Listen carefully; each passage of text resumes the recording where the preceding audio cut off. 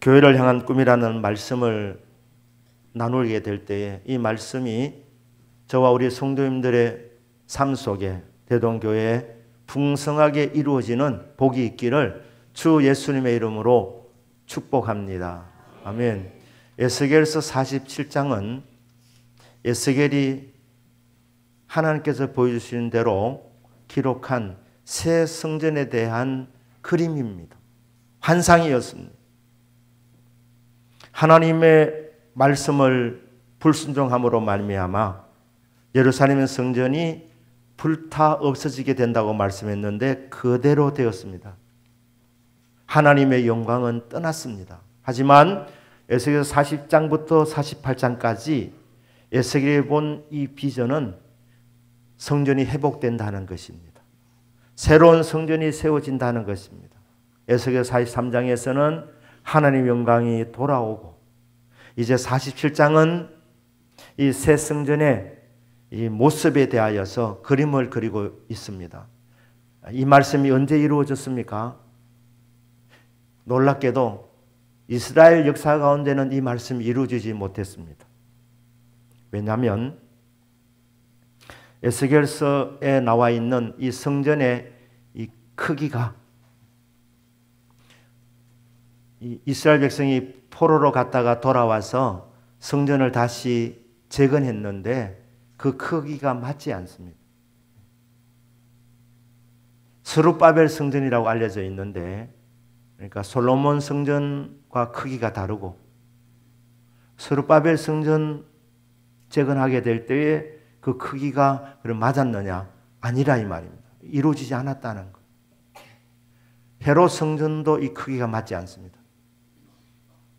그러면 이 성전은 장차 성도가 천국에 가서 맞이하게 될 성전이냐? 그것도 아닙니다. 사도 요한이 환상 중에 천국을 보았는데 성전 안에 내가 성 안에서 내가 성전을 보지 못하였나니 이는 하나님과 및 그 어린 양이 그 성소임이라 성전이라는 거예요.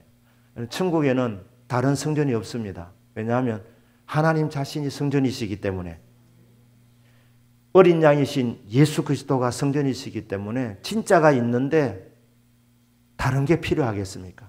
그러니까 이 에스겔서에 있는 이 말씀, 에스겔이 본 이 환상은 언제 이루어졌느냐?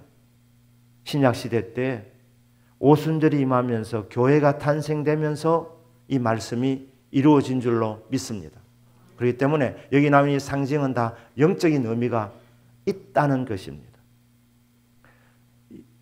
교회를 통해서 이루어진 말씀인데 대동교회도 이 에스겔이 보았던 이 환상, 하나님께서 교회를 향해서 기대하시고 꿈꾸셨던 하나님의 비전이 이루어지는 복된 교회가 되기를 주 예수님의 이름으로 축복합니다. 아멘. 이 에스겔이 보았는데 이 성전을 교회라고 생각하셔도 됩니다. 이 성전 문지방에서 물이 흘러나오는 겁니다. 그리고 일정한 방향을 향하여 이 물이 흘러나가는데 성전 오른쪽, 성전 이 남쪽입니다. 오른편 성전 남쪽으로 이렇게 흘러가서 성전 바깥으로 나가게 됩니다. 나가서 이제 아라바라는 뜻이 사막이라는 뜻인데 이 광야를 거쳐서 사해 바다까지 이 성전에서 흘러나오는 물이 나가게 되는 겁니다. 그런데 성전 문지방에서 조금씩 새어져 나오는 것 같은 이 물의 양이 적으면 좀 가다 보면 마르는 것이 이게 정상적인데 이 에스겔이 본 이 환상은 성전 문틈에서 흘러나오는 문지방 밑에 흘러나오는 그 물이 갈수록 점점 더 깊어지고 넓어지는 특별한 강물이었습니다.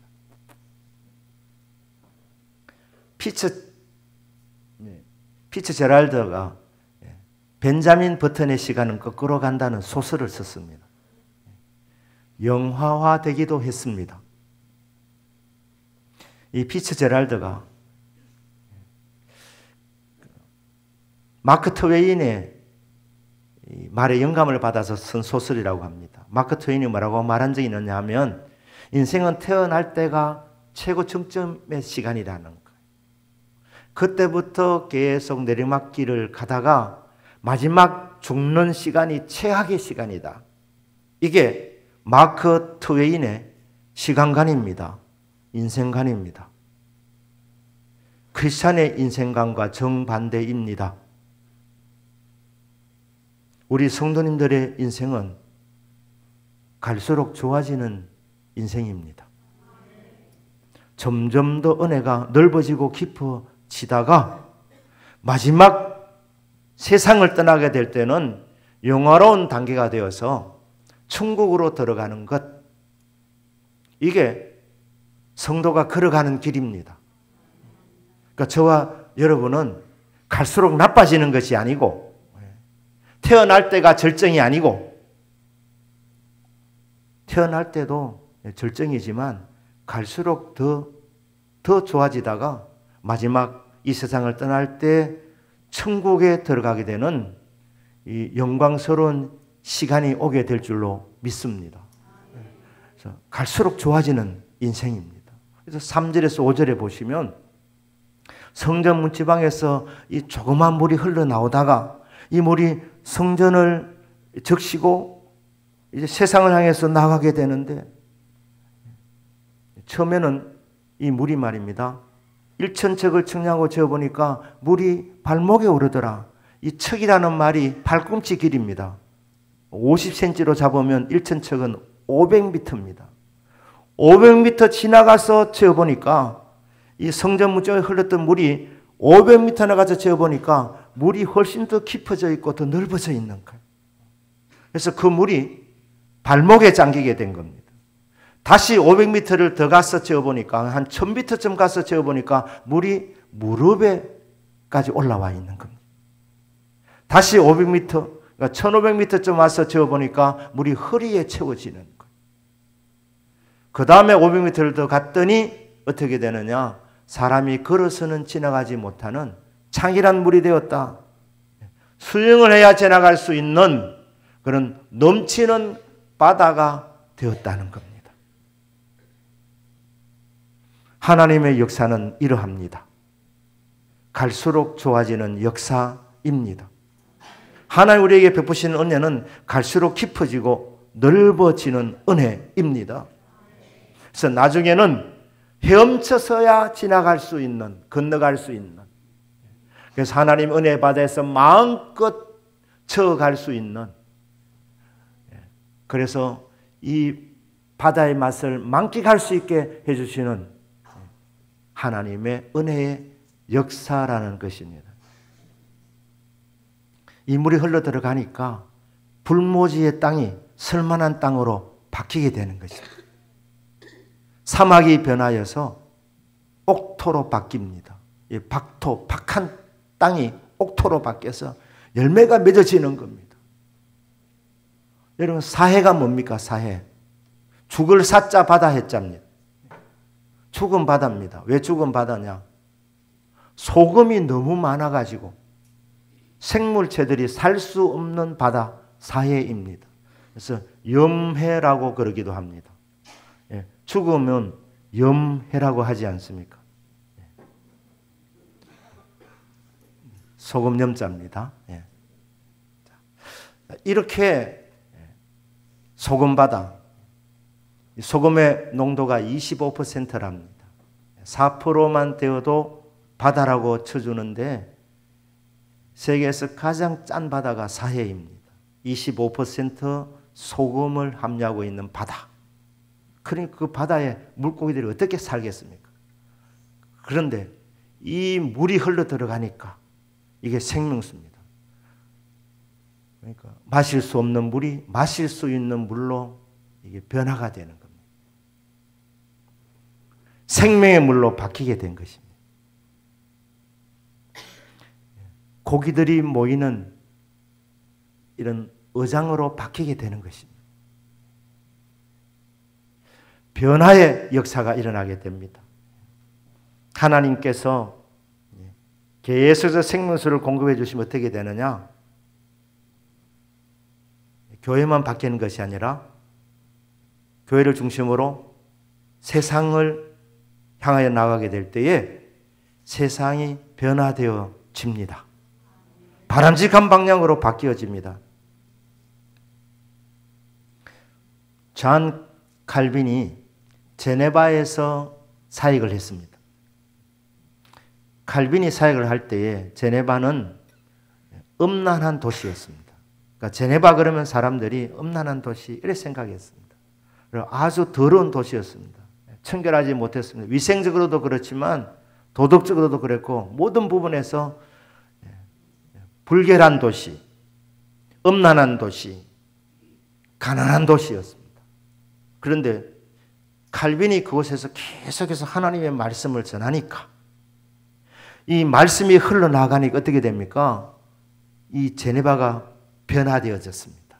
어떻게 변화되었습니까? 평화의 도시로 바뀌어졌습니다. 지금 제네바 그러면 불결한 도시로 생각하지 않습니다. 청결한 도시, 평화의 도시, 부유한 도시, 이 바뀌어지게 되는 겁니다.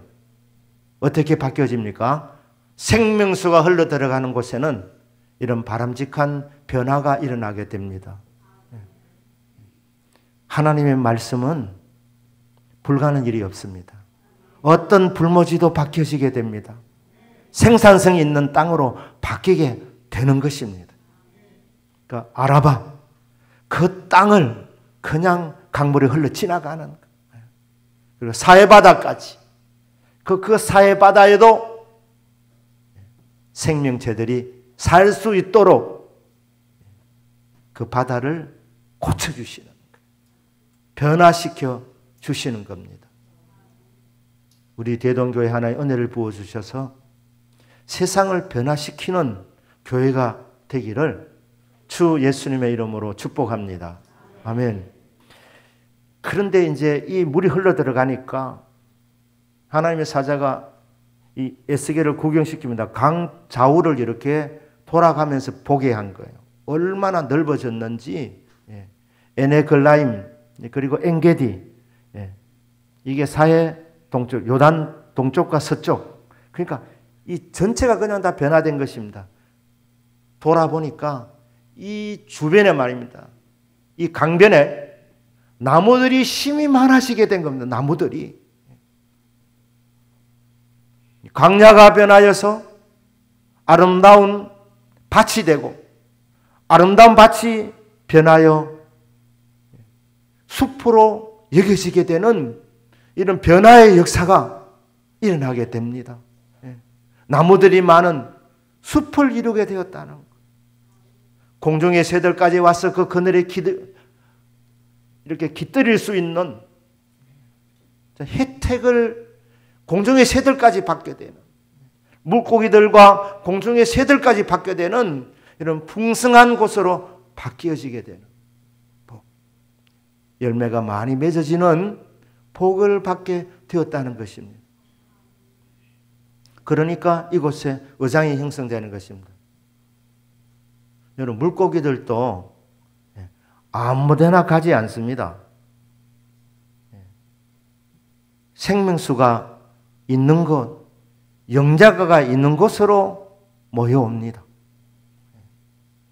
제가 언제 한번 농담 비슷하게 말씀했지만은 꽃게들도 말입니다. 연평도에 많지 않습니까? 북으로 안 올라갑니다. 공산당이 싫어가지고. 그러니까 북한에 있는 사람들이 이리로 오라고 아무리 얘기해도 꽃게들도 알아보고 안 간다니까요. 안 간다니까. 물고기들 아무리 오라고 해보십시오. 이 생명수가 빈약한 곳에는 안 갑니다. 그런데 물고기들이 이게 이 생명수가 넘치니까 몰려오는 겁니다. 그러면 의장이 형성되는 것입니다. 어부들이 그물을 치는 것입니다. 요단 동쪽에서부터 요단 서쪽까지 물고기들이 너무너무 많으니까 각종 물고기들이 번성하니까 그냥 그물을 쳐서 잡을 수 있는 물고기들이 넘치는 땅으로, 이 바다로 바뀌게 되었다는 것입니다. 의장이 형성되어지는 겁니다. 이 물고기는 하나님 믿지 않는 영혼을 상징하는 것 아니겠습니까? 은혜가 있는 곳에, 생명수가 넘치는 곳에 생명체들이 몰려오게 되어져 있습니다. 우리 대동교회도 이런 은혜가 있기를 주 예수님의 이름으로 축복합니다. 그 다음에 뭡니까? 12절 말씀을 보시면 12절 말씀 거기 보면 강 좌우 가에는 각종 먹을 가실나무가 자라서 그 잎이 시들지 아니하며 열매가 끊이지 아니하고 달마다 새 열매를 맺으리니 그 물이 성소를 통하여 나옴이라. 그 열매는 먹을 만하고 그 잎사귀는 약재료가 되리라. 열매가 풍성하게 맺어지는데 먹을 만하다. 맛있다는 표현입니다. 그런데 이 나무 열매는 특별하게도 달마다 새로운 열매를 맺는 거예요. 지난달에는 사과 열매가 맺히더니 이번 달에는 오렌지 열매가 맺히는 거예요. 그 다음 달에는 딴 과실 열매가 맺혀지는, 달마다 새로운 과실이 맺혀지는 이런 열매가 풍성한 이 바다가 되는 겁니다. 성령의 열매를 상징하는 것이죠. 열매가 맺혀지게 되는. 그리고 그 나무 잎사귀들은 약재료가 되리라. 치유의 능력이 나타납니다. 생명수가 흘러들어가면 이 물을 마시는 자는 영생하도록 솟아나는 샘물이 되리라. 믿음으로 이 물을 마시면 영생을 얻습니다. 그리고 이 물은 치료수도 됩니다. 이 치료수 공급을 받아서 이 배출하는 이 나무의 잎사귀들은 약재료가 되는 거예요. 영육을 치료하는 이 능력이 나타나게 됩니다. 이런 놀라운 일이 에스겔이 환상을 통해서 보았습니다. 그리고 이 일이 오순절 이후로부터 교회를 통해서 지금도 이루어지고 있습니다. 오늘 저는 이 말씀을 이제 적용하면서 성전 안에, 교회 안에 예배드려온 저와 여러분들에게 이 말씀을 통해서 어떤 은혜를 받았으면 좋겠나. 먼저 첫 번째는 저와 여러분 성령 충만 받으시기를 주 예수님 이름으로 축복합니다. 가장 행복한 삶은 성령 충만한 삶입니다. 가장 능력 있는 삶은 성령 충만한 삶입니다. 열매를 가장 잘 맺는 삶의 비결은 성령 충만함입니다. 성령 충만하면 사람도 결국 알아봅니다. 얼굴에도 이렇게 빛이 납니다. 세상에서 시달려서 어렵게 오셨던 분도 이 말씀을 듣고 은혜를 받으시면 이 얼굴이 피어나게 되는 거예요. 마음에 이 기쁨의 꽃이 피어나게 되는 것입니다. 이 출발이 어디냐? 이 출발은 에스겔서 47장 1절에 나와 있습니다. 거기 보시면 그가 나를 데리고 성전문에 이르시니 성전의 앞면이 동쪽을 향하였는데 그 문지방 밑에서 물이 나와 동쪽으로 흐르다가 성전 오른쪽 제단 남쪽으로 흘러내리더라. 이 물이 시작되는 근원지는 성전 문지방 밑이랍니다. 지금 말로 하면은 교회 강단입니다. 이 강단에서 말씀이 선포될 때 성령께서 함께 역사하십니다. 말씀이 가는 곳에 성령이 함께 가더라. 에스겔서 2장 2절에 나와 있는 말씀 그대로, 말씀이 그대로 선포될 때 성령님이 역사하시는 겁니다. 저는 말씀을 준비할 때 기도로 준비하고 그 말씀을 선포할 때 믿음으로 선포합니다. 우리 성도님들도 이 말씀, 나에게 주신 말씀으로 믿음으로 받으시기를 바랍니다. 그러면 이 말씀을 통해서 역사 일어나게 되는 거예요. 그러면 성령의 역사 일어나게 됩니다. 신앙생활 하실 때에 물이 무릎에 차 있는 정도에서 만족하지 말기를 바랍니다. 무릎, 허리 거기에 만족하지 마시고 수영해야 건널 만큼 충만하게 성령 충만을 받으시기를 주 예수님의 이름으로 축복합니다. 그러면 은혜 바다로 다니면서 이 깊은 바다가 주는 이 즐거움이 있습니다. 은혜 바다에서 하나님 마음껏 저어가면서 은혜 바다를 누리게 하시는 이 삶, 비결은 성령 충만함입니다. 세상을 변화시키기 전에 먼저 예배드리는 저와 여러분이 성령 충만 받으셔서 여러분이 정말 기쁨이 충만하고 능력이 충만한 하나의 사람들로 빚어지시기를 주 예수님 이름으로 축복합니다. 아멘. 세상을 광야가 밭, 아름다운 밭에서 숲으로 여겨지게 변화시키기 전에 먼저 우리 자신부터 변화되기를 축복합니다. 광야 같은 이 인생이 아름다운 밭이 되어서 30배, 60배, 100배의 결실을 맺고 아름다운 숲으로 발전하여 공중의 새들까지 깃들이게 되고 바다의 물고기까지 혜택을 입게 되는 주여 내 자신이 광야에서 아름다운 밭으로 아름다운 밭에서 숲으로 이렇게 여겨지게 되는 성장과 발전이 있게 하여 주옵소서. 그 단서는 뭐냐? 이사야 32장 15절 앞부분에 나와 있습니다. 마침내 위에서부터 영을 우리에게 부어주사 광야가 아름다운 밭이 되며 아름다운 밭을 숲으로 여기게 되리라. 그냥 광야가 어느 날 아름다운 밭이 되고 저절로 숲이 되는 것이 아니라 위에서 하나님께서 영을 부어 주셔야 변화가 일어난다는 것입니다. 저와 여러분은 예배드릴 때마다 하늘문이 열려지고 하나님께서 성도님 한 분 한 분에게 영을 부어주시는 성령 충만함을 받으시는 은혜가 있기를 주 예수님의 이름으로 축복합니다. 아멘. 10년 전보다 오늘은 더 변화되어져야 되는 것입니다. 신앙생활을 할 때 어제보다 오늘이 더 나아야 되고 오늘보다 내일은 더 발전이 되어야 되는 것입니다. 더 깊고 넓은 하나님의 은혜를 체험해야 되는 것입니다. 그 은혜 받는 만큼 변화되어진다는 것입니다. 광야가 밭으로, 밭에서 숲으로 바뀌어지게 되는 역사들이 있습니다. 어떻게? 하나님의 말씀 믿음으로 받을 때 그는 시냇가에 심은 나무가 철을 따라 열매를 맺으며 그 잎사귀가 마르지 아니한 같으니 그 하는 모든 일이 다 형통하리로다. 시편 1편 3절에 있는 말씀, 예레미야 17장 8절에 나와 있는 물가에 심어진 나무, 그러면 더위도 걱정이 없는 거예요. 두려워할 필요가 없는 거예요. 잎이 청청해서 열매를 맺는 이 복을 받게 된다는 것입니다. 나는 안 돼. 그런 밭은 없습니다.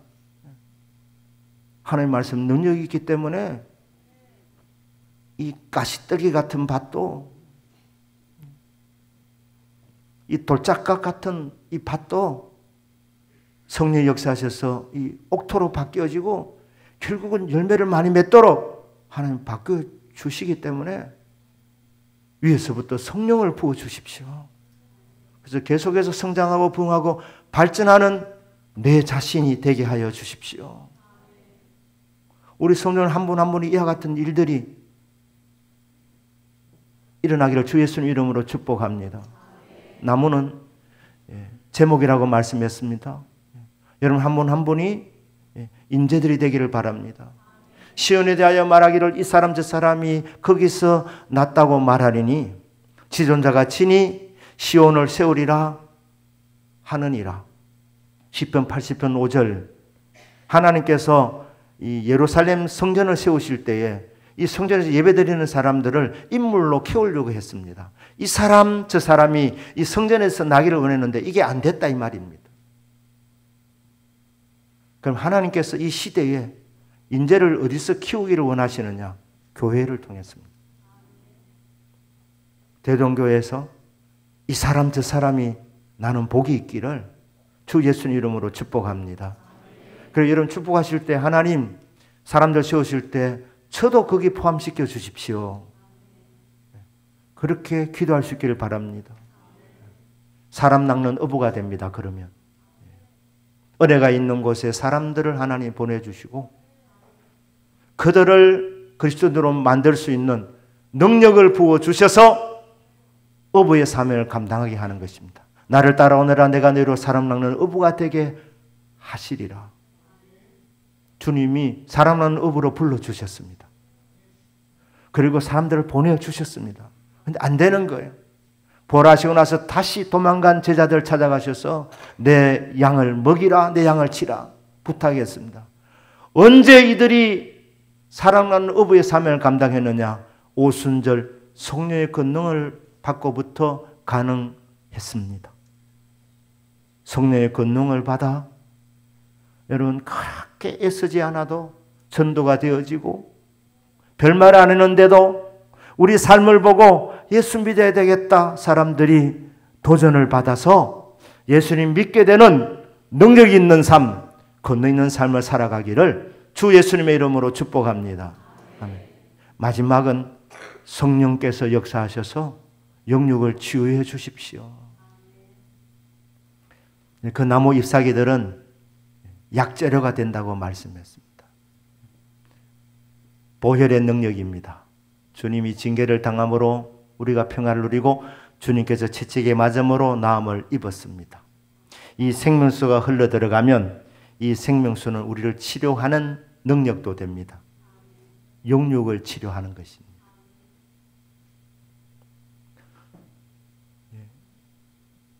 이 성소에서 이 말씀을 주신 것은 사람들은 다 병을 다 갖고 있습니다. 육체의 병이든 마음의 병이든 영혼의 병이든 크고 작은 병을 갖고 있습니다. 어떻게 치유를 받느냐? 성령의 역사로 치유를 받습니다. 생명수가 흐를 때, 하나님의 말씀이 선포될 때 그 말씀을 믿음으로 받을 때 성령께서 함께 역사해 주셔서 우리가 생명수를 마시는 시간이 되며 그 시간에 우리가 치유를 받게 되는 것입니다. 저도 하나님의 은혜로 치유받은 부분들이 많습니다. 그런데 치료를 아직도 연약한 부분들이 있습니다. 우리 성도 아시지만 저는 무좀을 갖고 있습니다. 무좀. 제가 회개를 처음에 많이 했거든요. 내가 관리를 잘못해가지고 무좀이 왔으니까 주님 죄송합니다. 앞으로는 열심히 씻고 닦고 하겠습니다.